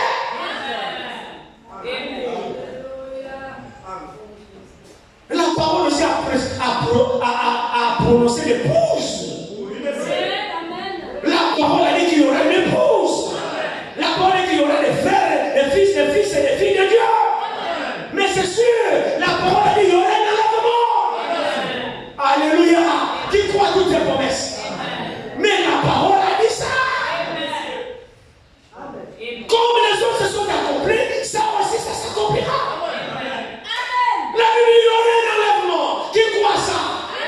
Mais ça aussi ça s'accomplira. À un signal donné, à la voix d'un archange, le Seigneur descendra du ciel. Ça aussi, ça s'accomplira. Maintenant, ceux qui n'ont pas la révélation disent que non, c'est déjà accompli. Mais si c'est accompli, pourquoi vous êtes sur la terre? Vous voyez comment le diable est fait? Soit disant que la nuée surnaturelle, c'est le Seigneur qui est descendu. Jamais. Le 28 février, le Seigneur est déjà descendu. Donc, cette écriture-là, c'est accompli. Nous sommes déjà enlevés. Jamais. Tu as enlevé, mais tu manges les gâteaux avec moi. Tu as enlevé, deux mois, on fait la même que en mono pour acheter le pain. Mais tu as enlevé. Oh non, frère, c'est spirituel. Non! Regardez ici.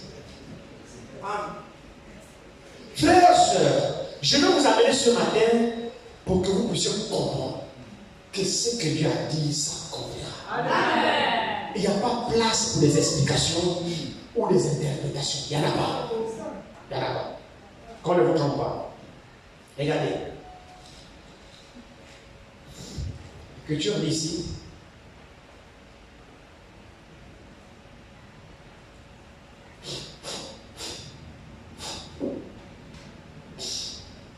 Ici. Acte chapitre 1.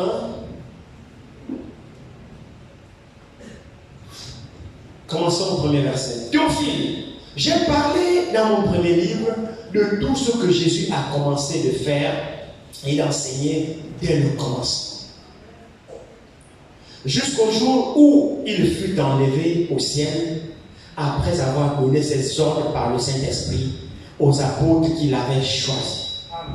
Après qu'il eut souffert, il leur apparut vivant et leur en donna plusieurs preuves, se montra à eux pendant 40 jours. Et parlant des choses qui concernent le royaume de Dieu. Amen. Comme il se trouvait avec eux, il leur recommanda de ne pas s'éloigner de Jérusalem, mais d'attendre ce que le Père avait promis, ce que je vous ai annoncé. Leur dit-il. Il s'agit de quoi? De la promesse. Donc, si le Père a promis, le Père va accomplir. Car Jean a baptisé, verset 5. Car Jean a baptisé d'eau, mais vous, dans peu de jours, vous serez baptisés du Saint-Esprit. Alors les apôtres réunis leur demandèrent, Seigneur, est-ce en ce temps que tu rétabliras le royaume d'Israël? Il leur répondit, ce n'est pas à vous de connaître les temps ou les moments que le Père a fixés de sa propre autorité. Amen. Verset 8. Mais vous recevrez une puissance, le Saint-Esprit survenant sur vous, et vous serez mes témoins à Jérusalem, dans toute la Judée, dans la Samarie et jusqu'aux extrémités de la terre. Après avoir dit cela, il fut élevé pendant qu'il le regardait et une nuée le déroba à leurs yeux. Amen. Amen. Et comme ils avaient les regards fixés vers le ciel, parce qu'ils ont vu Jésus perdre la pesanteur, il était avec eux pendant 40 jours. Alors ce jour-là, ils ont assisté à un événement extraordinaire. Il disait quand il était avec eux, je viens de Dieu, je retourne à Dieu. Amen. Je suis sorti de Dieu, je retourne à Dieu. Je viens de mon Père, je vais au Père. Amen. Je vais au Père. Comme cette illustration que nous faisons souvent, nul ne vient au Père. Vous vous souvenez, non? Nul ne vient au Père. Viens au Père. Il est où le Père? Sans lui. Que par moi. Alors il voit Jésus quitter la terre, il monte et une nuée l'a dérobé. Et ils étaient là stupéfaits. Oh, j'imagine ce jour. C'était merveilleux. Ils ont vécu des choses extraordinaires. C'est pas si vous réalisez ça. Le Seigneur les quitte, frère. Qu'est-ce qu'il fait là? Il retourne d'où il est venu. Amen. Je viens de Dieu, je retourne à Dieu. On le voit retourner là. Qui peut l'empêcher de partir? Il ne peut pas. Il retourne à sa position paternelle. Il a fini l'attribut de fils du salut. Là, il retourne à la position paternelle, à la colonne de feu. C'est pourquoi ce n'est pas étonnant qu'il a parlé à Paul, non plus sur une forme humaine, mais sur une forme glorifiée. Et c'est qu'il a toujours été la colonne de feu, c'est-à-dire dans sa forme de paternité. La colonne de feu, c'est la paternité. Et quand il rencontre Paul sur le chemin de Damas, là, il est retourné à sa paternité. Mais il tient quand même à signifier à Paul. C'est pourquoi le messager dit le Yahweh de l'Ancien Testament, c'est le Jésus du Nouveau Testament. C'est la plus grande révélation que nous avons. Frère Branham n'est pas venu nous apporter notre Dieu. Soit disant que lui-même il est maintenant Dieu, il est maintenant Jésus-Christ. Il y en a qui prient au nom de Branham, qui baptisent au nom de Branham. Frères et sœurs, sortez de ces milieux-là, ils vous égarent. Quand il a rencontré Paul, la colonne de feu s'est présentée pour dire le nom qu'il a porté lorsqu'il est venu homme. Je suis Jésus que Dieu persécute. Qui dit ça? La colonne de feu. Donc la paternité, dans son attribut de paternité. Il dit je suis Jésus, j'ai un nom. C'est Jésus. Là encore, il y a encore un autre problème parmi les frères. À un moment le tu te dis, mais ce message nous ramène à la foi apostolique pour que les gens nous puissions croire. Mais tu as encore comme l'impression que les gens comme nous détournent encore avec des interprétations. Comme un frère dans les réseaux sociaux a donné une déclaration crue. Il dit Dieu n'utilisera jamais les esprits. Parce que les esprits, ce sont Dieu qui gaspillent les choses. C'est mon Dieu ne les utilisera jamais. Waouh, il était vraiment fâché en colère. Non, souvent l'instruction vous éloigne de Dieu. Parmi les points encore aujourd'hui, avec le nom de Jésus. Vous avez dans ce message qui disent que non, son nom c'est Yahshua Mashiach. Là c'est en hébreu. Donc ceux qui disent au nom de Jésus ne se reconnaissent pas. Il faut l'appeler dans son nom d'origine Yahshua Mashiach. Mais dans ce cas-là, alors nous tous nous allons aller étudier l'hébreu. Bon, ne condamnez pas les prêtres qui font l'église leur messe en latin. Ne les condamnez pas. Non, c'est la folie. Amen. Cette question est parvenue à Frère Franck. Frère Franck a dit, mais pourquoi les gens ont toujours des problèmes là où il y en a pas? Il dit, le prophète à qui vient la parole dans un âge, William Baron Branham, lui-même il a utilisé au nom de Jesus Christ. Il était anglophone, donc il a appelé Jésus en anglais, Jesus Christ. En anglais, Jésus-Christ, en français. Il se reconnaît. Bon, quand le prophète utilisait le Jesus Christ, donc les démons ne l'obéissaient pas. Jésus ne confirmait pas. Mais il n'utilisait jamais Yahshua Mashiach. C'est la folie. Alors, frère Franck dit, si le prophète a utilisé Jesus Christ, moi aussi j'utilise Jesus Christ. En français, Jésus-Christ. Bon, est-ce que Jésus ne confirme pas ici parmi nous, comme chaque monde, en utilisant Jésus-Christ? Il n'agit pas. Je demande à l'église. Il n'agit pas. C'est quoi? L'excès de la connaissance nous embrouille. Et avec ça, on embrouille le peuple de Dieu. Donc, vous allez amener la vieille grand-mère là-bas à dire Yahshua Mashiach. Dans notre langue, Jésus. Même dans ma langue, Jésus. Donc, il n'écoute pas. Nous avons regardé à Jésus. On prie dans ma langue. Mais celui qui a fait les langues, il comprend toutes les langues. Ben oui. Non, sortons de tout ça. C'est des histoires.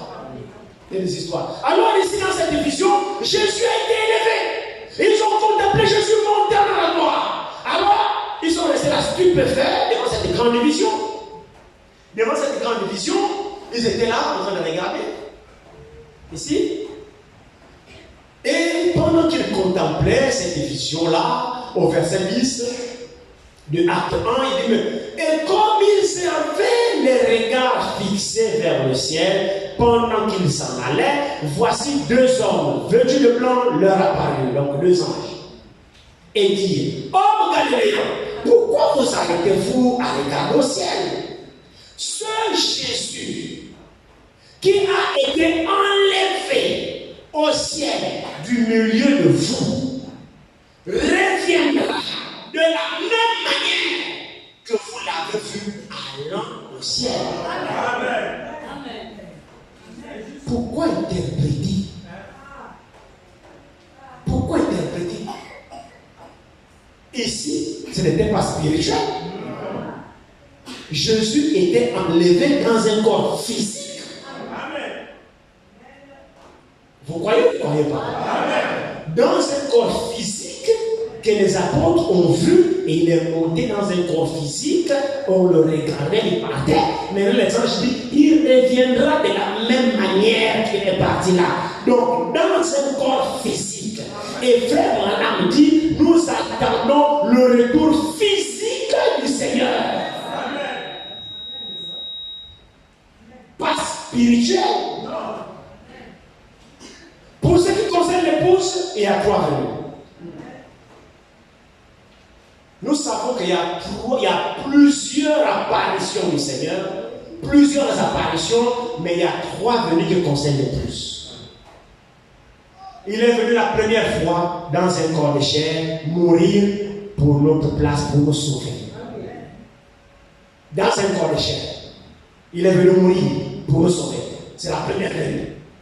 La deuxième venue dont nous parlons ce matin et que nous attendons et qu'il annonce le retour et qui est l'objet de notre attente, de notre prédication, de notre préparation, c'est pour la deuxième venue là. Et c'est de cette venue que nous attendons dans Jean 14. Il y a beaucoup de rumeurs dans la maison de mon Père. Je m'en vais vous préparer une place. Dès que ce sera prêt, je viendrai vous prendre. C'est pour cette venue que nous sommes là. La deuxième venue de Christ. C'est laquelle? Celle qu'il va quitter la gloire. Et qu'il va descendre sur les nuées. Dans ce corps physique. Spirituel, physique, corps, parole, glorifié. Amen. Et nous les vivons. Nous allons revêtir le même corps. On va laisser tomber cette dame dans laquelle nous sommes. Mais nous allons avoir un autre corps, parole, semblable au sien. Amen. C'est dans ce corps que l'enlèvement interviendra. Nous quitterons la terre. Nous monterons comme lui il a été enlevé ce jour-là. C'est comme ça que toi et moi nous serons aussi enlevés. Amen. À la rencontre du Seigneur dans les airs. C'est de ça que nous attendons. C'est cette venue que nous attendons. C'est ce retour que nous attendons. La troisième venue, si on peut appeler ça, c'est quand nous reviendrons tous avec lui dans le règne des 1000 ans.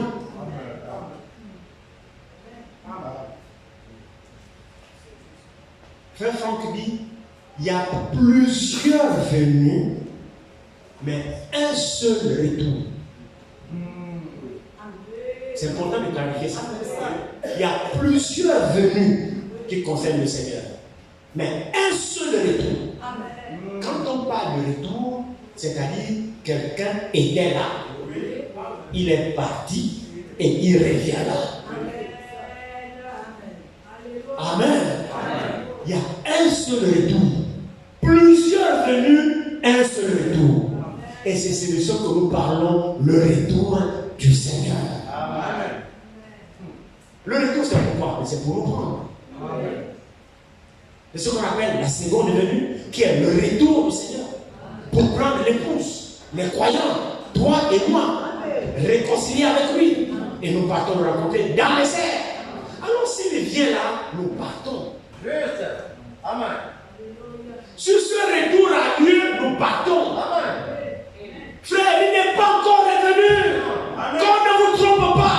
Le 28 février, ce n'est pas le retour du Seigneur. Amen.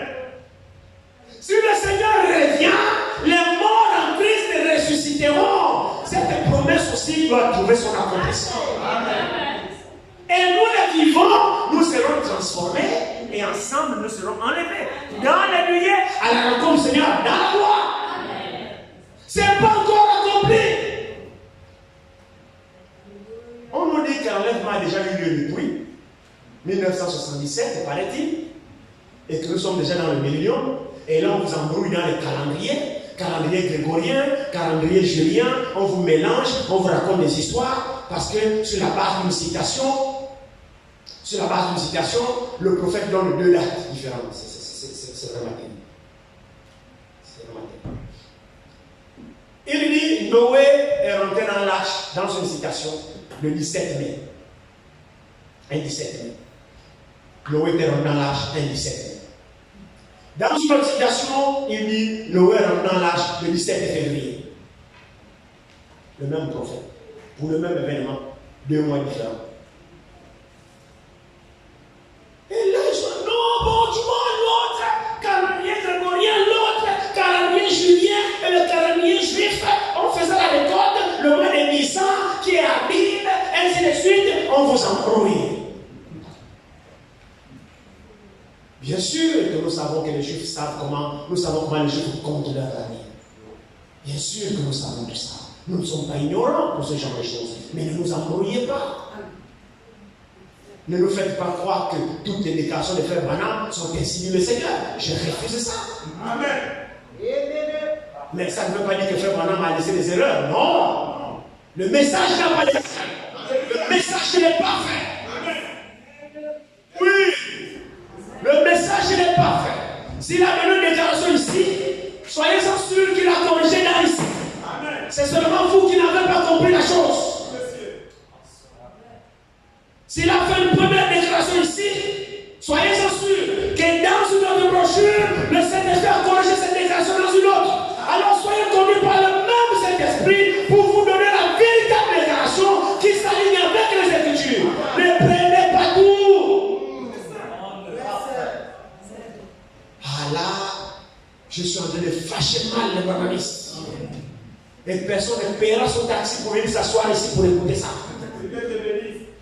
Mais les brebis du Seigneur écouteront. Oui. Les brebis du Seigneur écouteront. Frère, moi je ne divinise pas non. Jamais. Ni Branham, ni Franck, jamais. Oui. Celui qui est mort pour moi, c'est Jésus-Christ Nazareth. C'est lui qui a fait de moi ce que je suis devant vous là. C'est pas Branham. C'est pas Franck. C'est Jésus-Christ qui a fait de moi ce que vous voyez là aujourd'hui. C'est lui qui m'a mandaté pour prêcher, c'est pas Branham.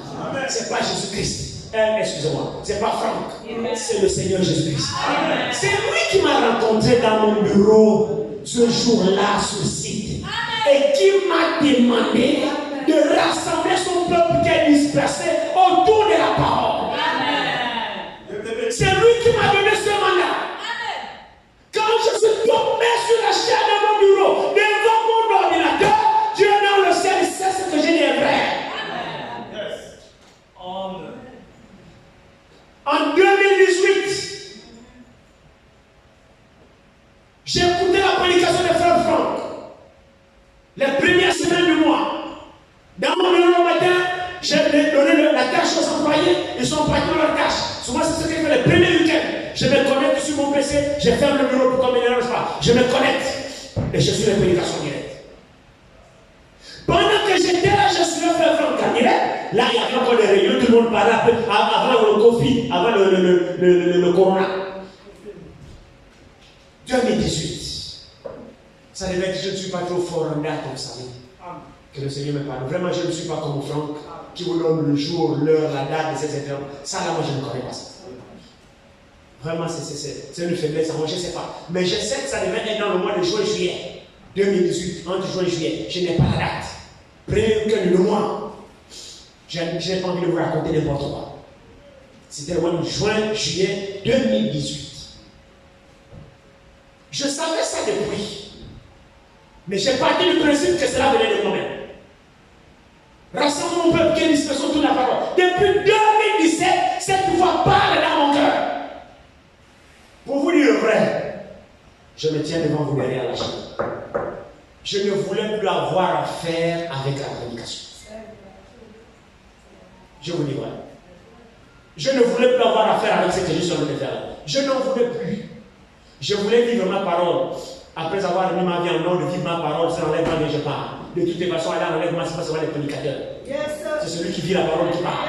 Donc, pour moi, vivre là. Déjà, d'ailleurs, non, je vais vous dire une chose. Croyez-moi sur parole. La chair m'importe. Pour moi, m'asseoir n'est pas un problème. Je vous dis voilà. Pour moi, m'asseoir, ce n'est pas un problème. Au contraire, c'est un pouce. Parce que c'est le boulot, c'est une charge, c'est des angoisses, c'est des soucis, c'est des problèmes. Je suis pour moi, si quelqu'un me mourit, oh, quel coup! Et pour moi, j'ai pris la zone, je dis, moi, prêcher, je ne suis pas là-dedans.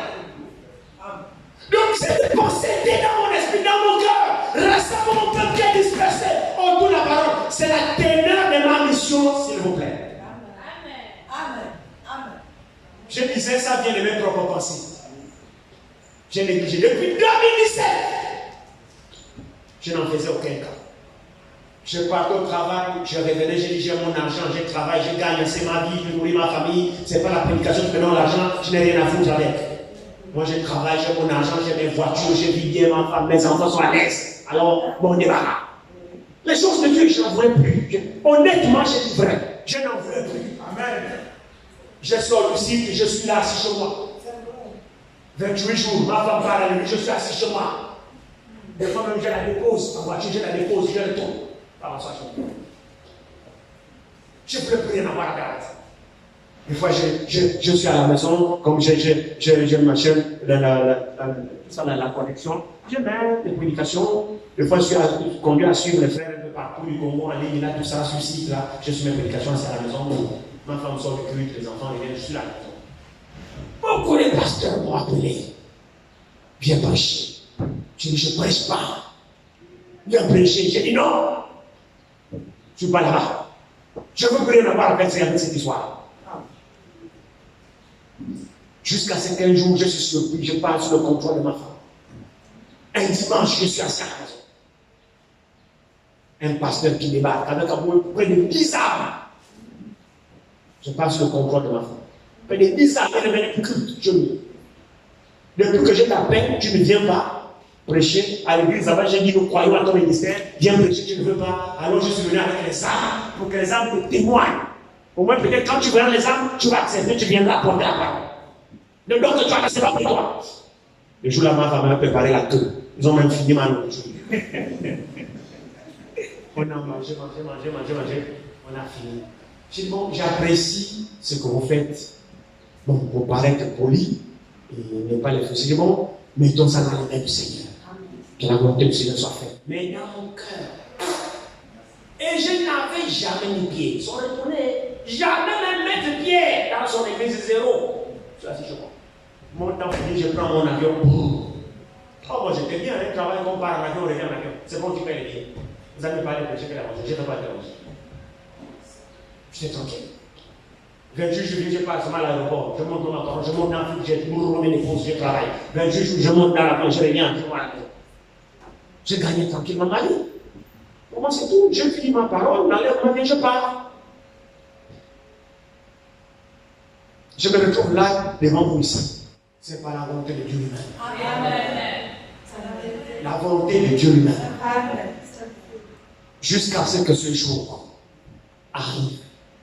Je quitte mon fauteuil, un fauteuil confortable, hein, ne faites pas de soucis, hein, je tourne comme ça ou sur mon ordinateur. Bien, ne vous inquiétez pas. J'avais quand même une petite poste de responsabilité là où je travaillais quand même. Le Seigneur m'a quand même aidé un petit peu, même si c'est pas beaucoup. Je me suis retrouvé au sol. Alors la seule chose que je disais seulement quand je me suis levé, je dis, Seigneur, j'ai compris. Seigneur, je tremblais. Seigneur, j'ai compris. Seigneur, j'ai compris. Le Seigneur est allé jusqu'à menacer mon travail. Je suis là derrière ma chaîne. Ce n'est pas l'endroit où il faut mentir. Non, je n'ai pas d'intérêt. Je n'ai pas d'intérêt à le faire. Il est allé jusqu'à menacer mon travail. Quand tu fais le malin pour ton travail, tu mets ma parole derrière toi, et bien tu vas voir. On ne résiste pas à la volonté de Dieu. Ce même jour, quand j'ai fait cette expérience, il y a un frère ici dans cette salle que je l'ai appelé le soir. J'ai dit, frère, voici ce qui m'est arrivé aujourd'hui. Le même jour, j'ai appelé un frère. J'ai dit, frère, voici ce qui m'est arrivé aujourd'hui. Voilà l'expérience que j'ai faite aujourd'hui. Entre 10 heures, 11 heures. Entre 10 heures, 11 heures. Voilà que je fais de prêcher. Voilà ce qui m'est arrivé. Le frère m'a dit ce qu'il m'a dit. Voilà en quelques mots mon témoignage. Amen. Si vous me voyez encore devant vous, en tenant le micro, c'est la volonté du Seigneur. Amen. Moi, je ne voulais plus prêcher. Maintenant, s'il me demande de rassembler son peuple, qu'elle disperse autour de la parole, c'est pas moi qui rassemble, c'est lui qui rassemble. Alors il faut qu'il me donne la parole. Je ne suis responsable de rien. J'ai dit, Seigneur, me voici. Alors donne-moi cette parole pour que ton peuple soit enseigné. Amen. C'est pourquoi je vous ai dit que ce rassemblement vient de Dieu. Amen. Même pour ceux qui est derrière le mono, le Seigneur avait déjà parlé. Amen. C'est pas s'il faut que je le dise. Vous savez, l'enfant de Dieu a des expériences avec Dieu. Et chaque envoyé de Dieu a son témoignage avec Dieu. Et cela ne vous dérange pas. Au contraire, ce qui est problématique, c'est quelqu'un qui se tient devant vous qui ne vous donne pas son expérience. Ça, vous avez des questions à vous poser. Oui. Si quelqu'un se tient devant vous, il ne vous parle pas de son honneur, il ne vous parle pas de son appel, il ne vous parle pas de sa commission, que Dieu l'a envoyé, vous êtes en droit de lui poser des questions. Tu viens au nom de qui? Ne donnez pas votre âme à n'importe qui. Quand quelqu'un vient demander, vous de se présenter. Si vous lisez dans les chapitres même, chaque serviteur de Dieu, quand il s'adresse à un peuple, regardez au début, il se présentait toujours. Pierre, serviteur, apôtre de Jésus-Christ. Est-ce que c'est vrai? Mais lisez les chapitres. Avant d'écrire, c'est lui qui écrit là, se présente d'abord. Donc, ce n'est pas présomptueux qu'un serviteur de Dieu se présente et vous donne son témoignage. Que cela ne vous choque pas. C'est simplement spirituel et biblique. Frère Franck répète son témoignage tous les jours. Cela ne choque personne. Son excellent de l'avril 1962. C'est tous les jours qu'il raconte ça ici. Mais c'est la vérité. C'est son témoignage. On n'a pas honte de son témoignage. Si on est certain qu'il vient de Dieu. Mais là, ce n'est pas tout de témoigner. Si tu témoignes au nom de Dieu, il y a un danger dans ça. Si tu engages Dieu dans ton témoignage, eh bien, je vous apprends que ce Dieu-là n'est pas meilleur. Il parle et il confirme.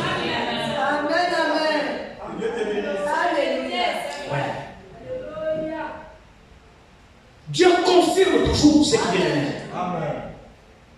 C'est la vérité, frère. Et pour cela, il m'a fait passer par beaucoup d'étapes dans ma vie. Oui. Oh, c'est vrai, frère. L'homme sait de quoi il parle. Celui qui est devant vous ici, il sait de quoi il parle. C'est vrai. Croyez-moi simplement sur parole. Celui qui se tient devant vous ce matin, il sait de quoi il parle. C'est quelqu'un que le Seigneur a fait passer par des situations problématiques. Il m'a écrasé, il m'a torturé, il m'a plié, il m'a pressé. Un jour, j'ai failli me donner la mort. La femme est là. Il faisait 3h, 4h du matin. J'ai touché le bout du tunnel. C'était compliqué.